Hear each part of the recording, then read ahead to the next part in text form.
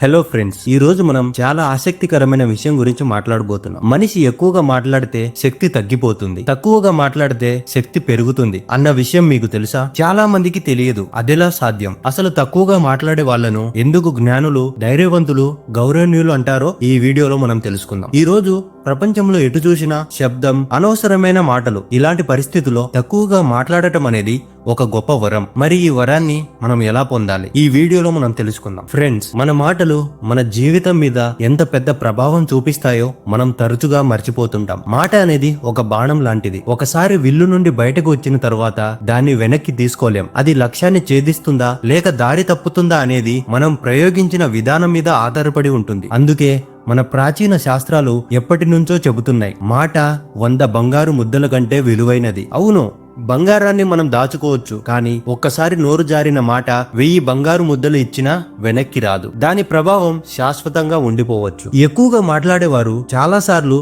అనవసర విషయాలు చెబుతూ తర్వాత అయ్యో అనవసరంగా మాట్లాడానే అని పశ్చాత్తాపపడతారు. మీరు ఎప్పుడైనా గమనించారా? ఏదైనా ఒక మీటింగ్ లో, స్నేహితులతో సంభాషణలో మనం ఆనందంతోనూ తొందరపాటులోనూ ఏదో ఒకటి మాట్లాడేస్తాం.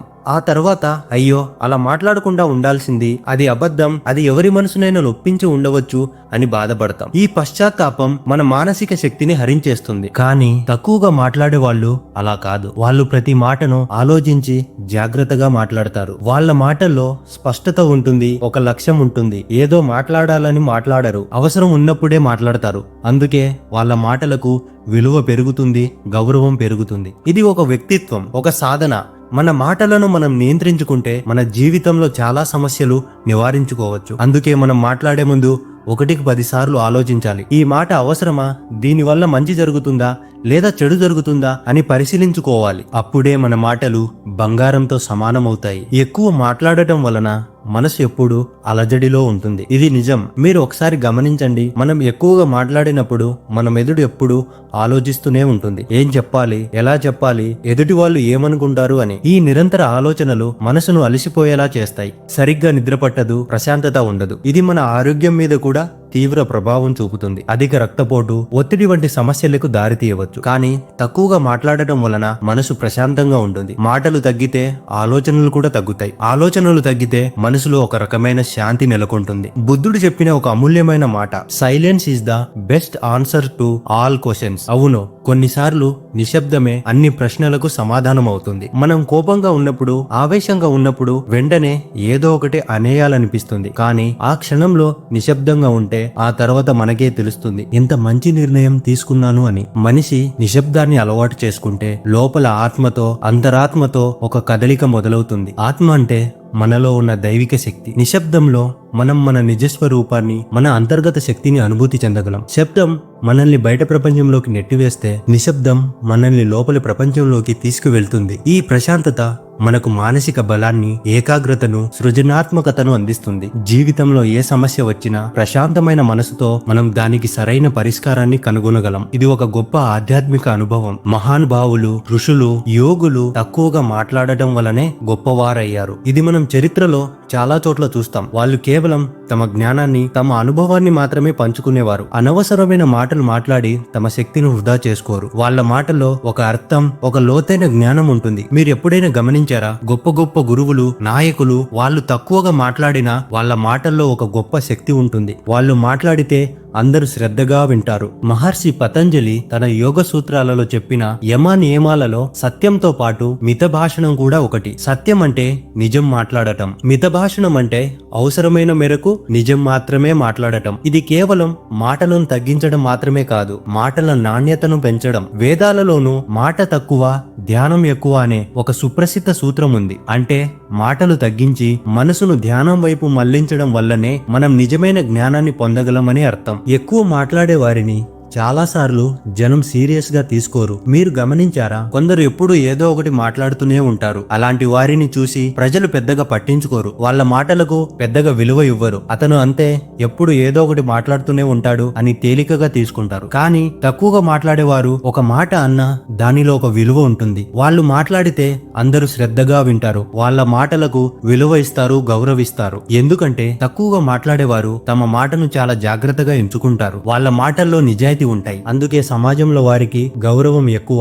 వాళ్ళను తెలివైన వారుగా, వివేకవంతులుగా గుర్తిస్తారు. తక్కువ మాటే మనిషి గొప్పతనానికి గుర్తు అని తెలుగు సామెత చెబుతుంది. ఈ సామెత ఎంతో సత్యాన్ని తెలియజేస్తుంది. మాటలు తగ్గించుకోవడం అంటే బలహీనత కాదు, అది ఒక గొప్ప శక్తి. అది మన ఆత్మవిశ్వాసాన్ని పెంచుతుంది. ఇతరులు మనల్ని గౌరవించడం మొదలు పెడితే మనపై మనకే మరింత నమ్మకం పెరుగుతుంది. ఎక్కువ మాట్లాడటం వల్ల తగాదాలు, అపార్థాలు వస్తాయి. ఇది మనం నిత్యం చూసేదే. స్నేహితులతో, కుటుంబ సభ్యులతో, సహ ఉద్యోగులతో మనం ఎక్కువగా మాట్లాడితే తెలియకుండా కొన్ని మాటలు నోటి నుండి జారి ఎదుటివారి మనసును నొప్పించవచ్చు, లేదా మనం చెప్పిన దానికి వాళ్ళు వేరే అర్థం చేసుకోవచ్చు. దీనివల్ల సంబంధాలు దెబ్బతింటాయి, అపార్థాలు పెరుగుతాయి, కలహాలు వస్తాయి. మాటల వల్ల ఎన్ని సంబంధాలు పాడైపోయాయో మనం చూడొచ్చు. అలాగే ఎక్కువ మాట్లాడే వారికి వినడం అలవాటు ఉండదు. అవును, ఇది చాలా పెద్ద సమస్య. ఎప్పుడు తానే మాట్లాడాలి అనుకునే వ్యక్తి ఎదుటి వాళ్ళు ఏం చెబుతున్నారో వినడు. అందుకే చాలా సార్లు అపార్థాలు వస్తాయి, సమస్యలు వస్తాయి. ఒక సమావేశంలో, ఒక చర్చలో కూడా ఎప్పుడు తానే మాట్లాడాలి అనుకునే వ్యక్తికి కొత్త విషయాలు నేర్చుకునే అవకాశం ఉండదు. అతను కేవలం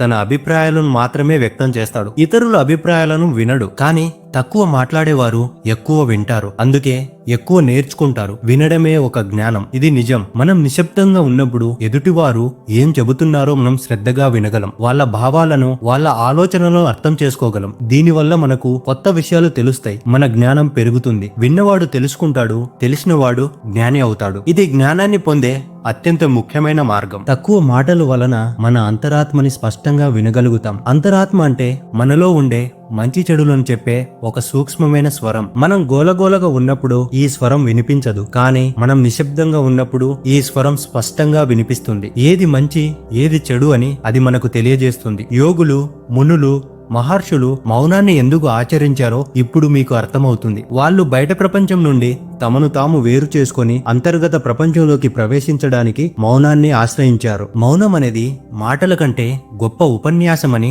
రమణ మహర్షి చెప్పిన మాట ప్రసిద్ధం. ఆయన ఎక్కువ మాట్లాడేవారు కాదు, కానీ ఆయన మౌనం నుంచే ఎంతో మంది జ్ఞానాన్ని పొందారు. ఆయన మౌనమే వారికి ఉపదేశంగా మారింది. మనం కూడా మౌనాన్ని ఆచరించడం ద్వారా మన అంతరాత్మతో అనుసంధానం కాగలం. ఇది మనకు జీవితంలో సరైన మార్గాన్ని చూపిస్తుంది, సరైన నిర్ణయాలు తీసుకోవడానికి సహాయపడుతుంది, మనలో ఒక ఆత్మ విశ్వాసాన్ని, ఒక ప్రశాంతతను అందిస్తుంది. ఫ్రెండ్స్, తక్కువ మాట్లాడడం వల్ల కలిగే ప్రయోజనాలను మనం తెలుసుకున్నాం. ఇప్పుడు దీన్ని మన రోజువారీ జీవితంలో ఎలా ఆచరణలో పెట్టాలో చూద్దాం. ఇది అంత సులభం కాకపోవచ్చు, కానీ నిరంతర సాధనతో మనం దీన్ని సాధించగలం. మొదటిగా, అనవసరమైన మాటలను తగ్గించండి. మాట్లాడే ముందు 1-2 సార్లు ఆలోచించండి, అది అవసరమా లేదా అనవసరమా అని. తక్కువగా మాట్లాడినా మంచి మాటలు మాట్లాడండి. ప్రేమగా, దయగా, గౌరవంగా మాట్లాడండి. రోజుకు 30 నిమిషాలు మౌనవ్రతం పాటించండి. ఫోన్, టీవీ, ఇతర శబ్దాలకు దూరంగా ఉండండి. మొదట్లో కష్టంగా అనిపించినా నెమ్మదిగా అలవాటు పడతారు. ఈ మౌనం మీకు ఎంతో ప్రశాంతతను అందిస్తుంది. అలాగే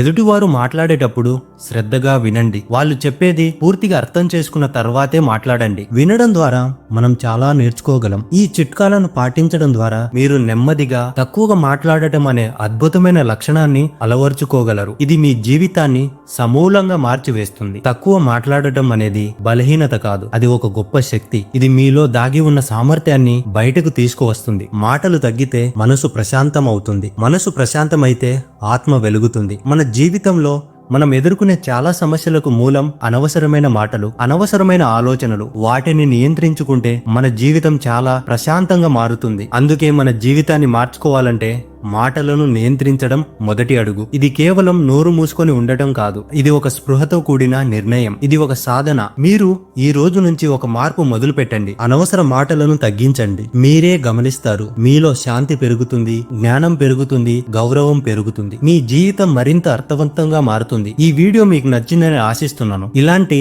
మరిన్ని మంచి విషయాలు తెలుసుకోవడానికి మా ఛానల్ ని సబ్స్క్రైబ్ చేసుకోండి. మీ అభిప్రాయాలను, అనుభవాలను కామెంట్లలో తెలియజేయండి. మళ్ళీ కలుద్దాం. నమస్కారం.